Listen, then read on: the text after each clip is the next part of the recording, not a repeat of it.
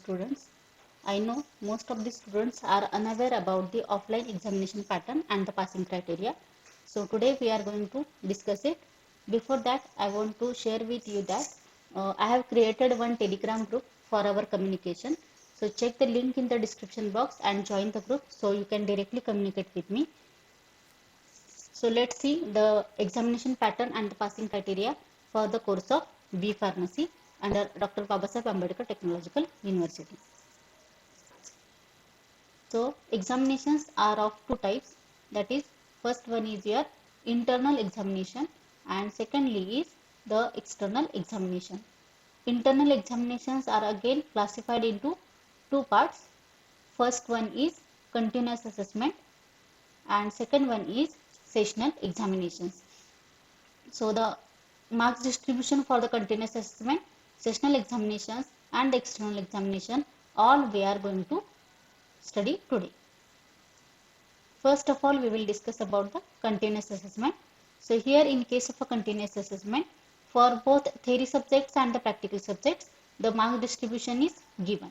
Some subjects are of 10 marks for the continuous assessment in case of a theory, but some subjects are having a 5 marks for their continuous assessment. For example, your non-university subjects which are having 5 marks for the continuous assessment. So the criteria is given, that is for attendance, the 4 marks are given out of 10 and 2 marks are given out of 5. For the academic activities, so out your semester, for each and every subject, the 3 academic activities are carried out. For example, assignment, open book test, class test, group discussion, seminars, field work, etc. These are the activities. Out of these activities, any 3 activities are conducted institute wise. The activities are different for each and every subject. These activities are carried out and for these activities the marks are given and the average marks of these 3 activities are calculated, and out of 10 3 marks are given for the academic activities and out of 5 1.5 marks are given for the academic activities. Then next is the student teacher interaction. For student teacher interaction, out of 10 3 marks are given and out of 5 1.5 marks are given. So depending upon the subject, either the subject is having 10 marks for the continuous assessment or the 5 marks for continuous assessment. Depending upon that, this mark distribution is given for the continuous assessment activity. For practical continuous assessment, total marks are 5 out of 5.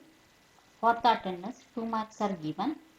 Based on the practical records and regular vivos, 3 marks are given out of 5 and these total 5 marks are calculated for the practical continuous assessment. Now, depending upon the subject, sometimes for the attendance 4 marks are given, for non-university subject 2 marks are given, for practical also 5 marks are given and out of 5 2 marks are given for attendance. So how these attendance marks are calculated, that we will discuss now. Here you can see the percentage attendance is given. If your percentage attendance for theory or practical, if it is in between 95 to 100%, then for theory the 4 marks will be given to you and for practical 2 marks are given, which are maximum if your attendance is 95 to 100%. If your attendance in between 90 to 94%, then out of 4 3 marks are given and out of 2 1.5 marks are given. Next, for if your attendance is 85 to 89%, then 2 marks will be given to you out of 4 and 1 marks will be given to you out of 2. If your attendance is in between 80 to 84, then out of 4 only 1 mark will be given to you and out of 2 only 0.5 marks will be given. If your attendance is less than 80, at that time you will get 0 marks for attendance for both theory and practical sessions. In that case, you will not be able to attend any kind of examinations, either internal or external, because if your attendance is 0, that means you are not eligible to attend the examinations. So your examination form will be debarred in that case. So it is necessary to maintain the attendance for both theory and practical above 80%. Now we will discuss about the examination patterns for the theory examination. So for the sessional question paper for the university subject, the pattern is given like this. So question 1 will be your multiple choice questions, which is compulsory to attend all the questions. Each question carries 1 mark. So 10 MCQs will be given to you and it is compulsory, and the total marks becomes 10. In the next question is your long answer questions. Here 2 questions will be given to you. You have to attempt only 1 and each question carries 10 marks. So 1 into 10, the marks will be 10 marks. Then third question is given, that is short answer questions. Here 3 questions will be given to you. You have to attempt only 2. Each question carries 5 marks, and if you are attempting the 2 questions, 2 multiplied by 5, it is equal to 10 marks. So likewise, the total marks will become 30 for the sessional examination. Similarly, for the sessional questions paper for the non-university subject, here the question 1 will be composed of long answer questions. Here 2 questions will be given to you. Out of 2, you have to solve only 1. Each question carries 10 marks. So here first one question you will get 10 marks. In the second question, the short answer questions will be asked. Out of 6 questions, you have to attempt only 4. Each question carries 5 marks. So it will become a 20 marks and the total marks will be 30. So in this way, for the university subject and the non-university subject, the sessional examination will be conducted, and from these 30 marks, the whatever marks you will get, that marks are converted to 15 marks, because your sessional examination is of 15 marks for university subject, and for the non-university subject, some subjects are of 15 marks, whereas some subjects are of only 10 marks. So depending upon the maximum marks, the marks are converted. Here you can see the passing criteria for the sessional exams. You are having 2 sessional, that is sessional 1 and sessional 2. For sessional 1, maximum marks are 15 marks. For sessional 2 also, the maximum marks are 15 marks. Out of these 15 marks, you have to score the passing marks, that is at least 8 marks you have to score, because the passing criteria is our 50%. So out of 15 marks, you have to score at least 8 marks, that is your 50% marks you have to score. Then you will get passed in the sessional examination for both sessional 1 and sessional 2. And from these passing marks, the average marks for the passing will be 8 for the sessional examination. So this is the passing criteria for sessional examinations of theory subjects. Now we will discuss about for the practical subjects. So question paper pattern for the practical exam. Here the pattern is given. First one question is synopsis, that is 10 marks. Question number 2, that is for your experiment. Conduct of your experiment is 25 marks, and for the viva voce, the 5 marks are given for the sessional examination. Total marks will be 40 marks. Out of this 40 marks, the marks are converted to 10 marks, because the maximum marks given for the practical sessional examination is 10. So the exam is conducted for 40 marks, and further it is marks are converted to 10 marks for your practical sessional examination, and the passing marks will be 50%, that is passing marks will be 5 marks for your sessional practical examinations. Now the question is end semester examination pattern. So question paper pattern for the end semester theory exam. For 75 marks of your subject, some subjects are of 75 marks, some subjects are having 50 marks, some subjects are having 25 marks. So depending upon the maximum marks of that subject, the question paper pattern is different. Here for 75 marks, the question paper pattern is given. First one question is of your compulsory question, that is multiple choice questions will be asked. 20 MCQs will be given to you. Each question carries 1 mark, so total marks becomes 20 marks. Question number 2 is long answer questions. Here the 3 questions will be given to you. Out of 3, you have to solve only 2 questions. Each question carries 10 marks, so total marks becomes 20 marks. Third question will be given to you, that is short answer question.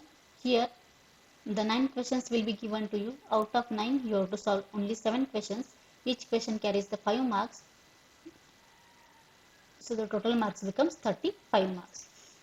And in this way, for your question number 1, 2, 3, the total marks of all the examination is of 75 marks.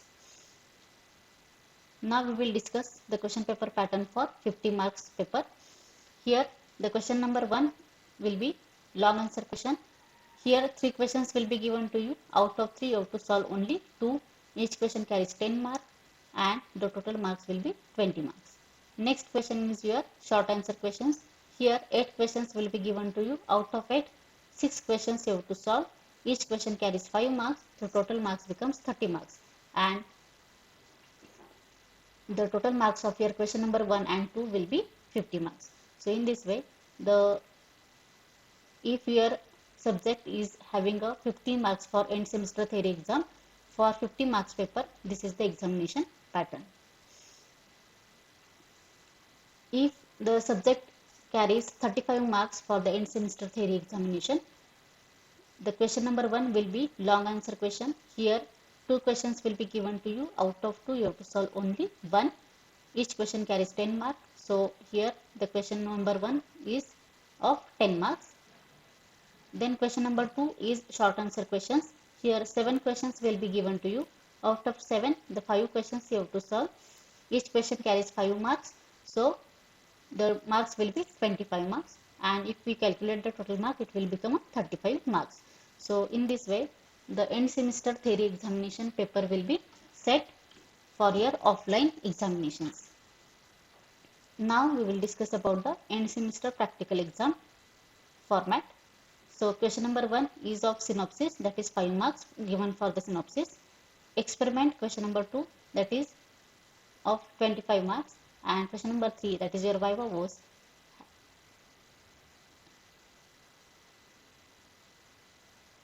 Question number 3, viva voce, is of 5 marks and the total marks will be 35. So in this way, end semester practical exam is of 35 marks. Now the question is where we can see these marks. Which subject is having 35 marks for end semester? Which subject is having 35 marks for the practical examination? Which subject is having 75 marks for the end semester theory exam? So where we can see it, that I will show you where you can see this mark distribution. So this is the mark distribution given for your semester 1. These are the subject codes, name of the subject, continuous mode marks, sessional examination marks and their duration of examination, and the total marks, that is your internal total marks. By combining your continuous and sessional marks, these total marks are given. For end semester marks, these marks are given for each subject and the duration for the examination is also given. And by combining your end semester marks and these total marks of your internal examinations, the total marks are given over here. So some subjects are having 15 marks for their sessional examination, but the non-university subject, that is communication skill, remedial biology, are having 10 marks for their sessional examination and 5 marks for their continuous assessment. Again, for the practical examination, continuous assessment marks are 5, sessional examination marks are 10. For the communication skill and remedial biology, which are the non-university subject, the marks are given, that is 5. Likewise, the mark distribution is given for the semester 1. For end semester also you can see here 75 marks are given for the university subjects. For the non-university subject, that is communication skill and remedial biology, 35 marks are given for end semester examination and 15 marks are given for their practical examination. So here you can see the mark distribution for both internal and external. So this is given for your semester 1. Here for semester 2, the mark distribution is given. Here you can see 75 marks are given for university subjects for end semester theory examination. But for the non-university theory examination, that is computer application and environmental science, 50 marks are given for end semester examination. So here you can see the mark distribution, and depending upon each subject, you can see either the subject is of 75 marks, 50 marks or 35 marks, and likewise the examination pattern that I have shown you. So in the syllabus copy you can see this mark distribution for each and every subject, from where you can see either the subject is of 35 marks, 50 marks or 75 marks. Now we will discuss about the passing criteria, that is total passing criteria. So here you can see the internal marks are, that is CA and sessional. External examination marks are given, total marks out of 100 and result. So in the first one example, you can see out of 10, 7 marks are scored for the continuous assessment. If you are scoring 6 marks out of 15 for the sectional examination, that means you are failed, because you have not scored 50% marks. Out of 15, the passing is 8, but here you got 6 marks. That means you are failed in the sessional examination. In the external examination, if you are scoring 40 marks out of 75, that means you have scored more than 50%. So if you calculate the total marks, it will become 53 marks out of 100.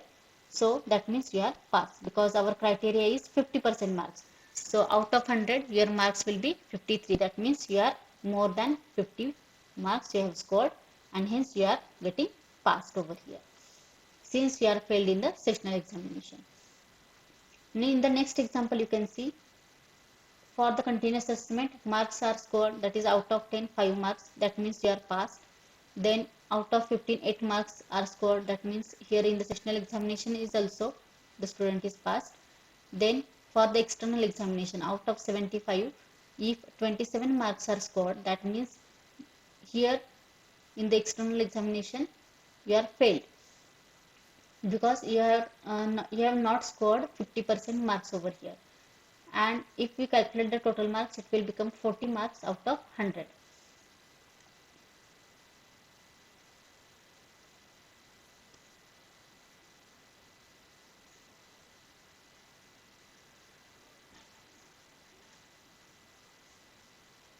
So here in the total marks out of 100, at least 50 marks are required to get passed, that is 50% mark, but only 40 marks are scored by combining both internal and external examination. That's why the result will be fail. In the third one example, you can see here for the continuous assessment, out of 5, only 2 marks are given, that means you are failed. 50% marks means out of 5 there should be a 2.5 score, but here the score is only 2, that means you are failed over here. For the sessional examination, marks are 6 out of 10, that means you are passed, because 50% marks means only 5 marks are required for the passing, but here you have received 6 marks, that means you are passed.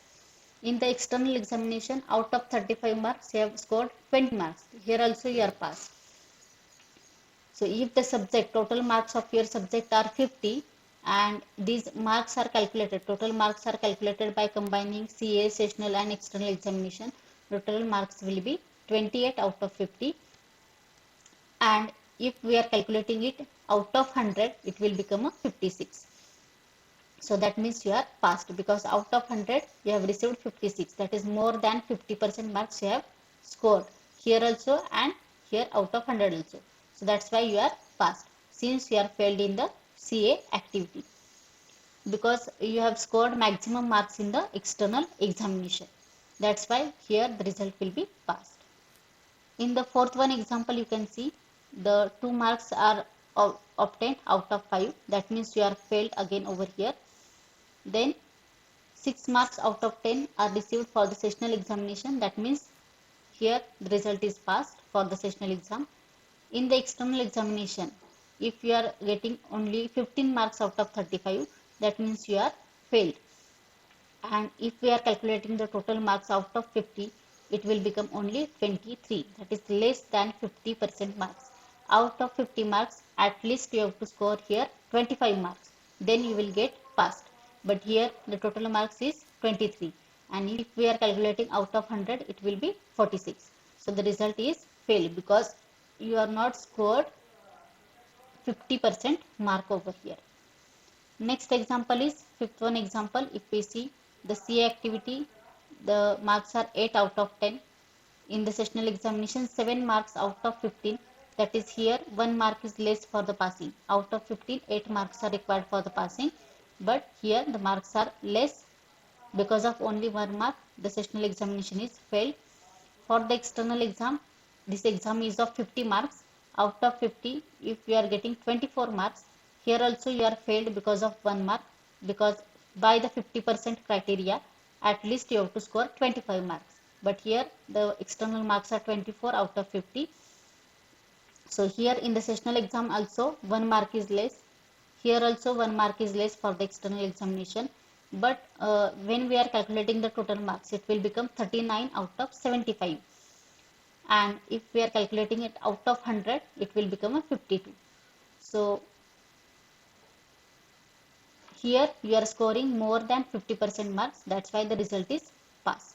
Since you are failed in the external examination and also in the sessional examination, but you are having a maximum score in the CA activity, because of that CA activity and the maximum score which you have received, because of that the result is passed, because total marks out of 100 are more than 50%. In the sixth one example, you can see here the marks are given 4 out of 10. For sessional examination, 6 out of 15, that is also a fail. In the external examination, out of 50, only 23 marks are scored. That means this is also failed. And total marks are 33 out of 75. So the out of 100, if we are calculating the marks, it will become a 44. And this is less than 50 marks, that is less than 50% marks are here, so that's why the result is fail. So here you can see the criteria for the passing. The most important thing is you have to score at least 50% mark in each and every examination, either it may be a continuous assessment, sessional examination or the external examination. You have to must score minimum 50% mark, then you will get passed. And if we are see the total marks, ultimately the total marks will be higher than 50% and your result will be pass.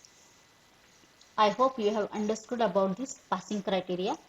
So CA activity will be helpful for getting the most score in the examination, and because of that CA activities, if you are getting failed in the sessional or the external examination, but if your CA score is maximum, then also you are getting passed.